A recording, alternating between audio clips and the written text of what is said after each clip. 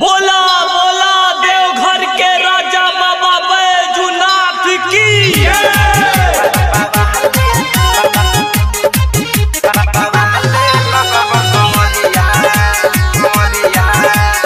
Music by Vikesh भोजपुरिया।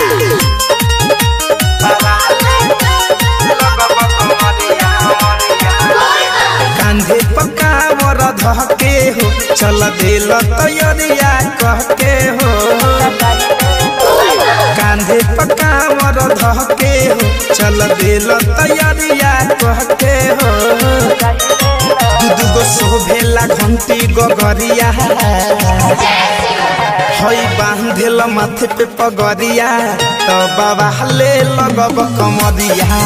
हई बांधेल माथे पे पगरिया तो बाबा ले लगब कमरिया। बाबा ले लगब कमरिया कमरिया।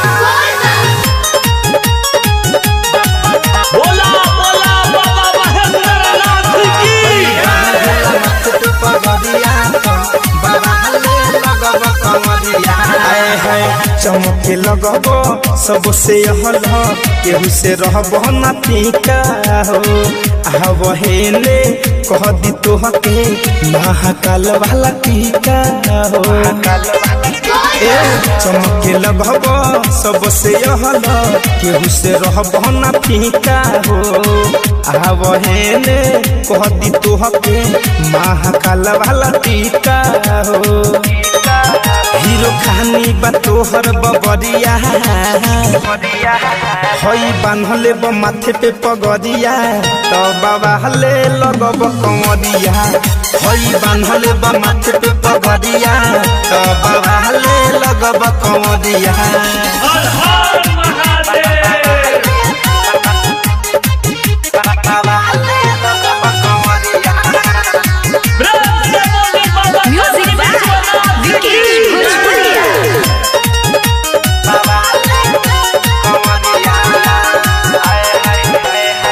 रहुर सेवा में लागल बहारे धड़कन धनंजय बम हो।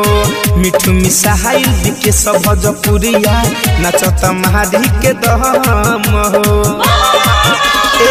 रहुर सेवा में लागल बहारे धड़कन धनंजय बम हो। मिठू मिसाइल दिखे सब भजपुरिया नचत महारी के दम हो। नबुन चल दिल पैदल डगरिया हई बांधेल माथे पे पगरिया तो बाबा ले लगब कमरिया। हई बांधेल माथे पे पगरिया तो बाबा ले लगब कमरिया।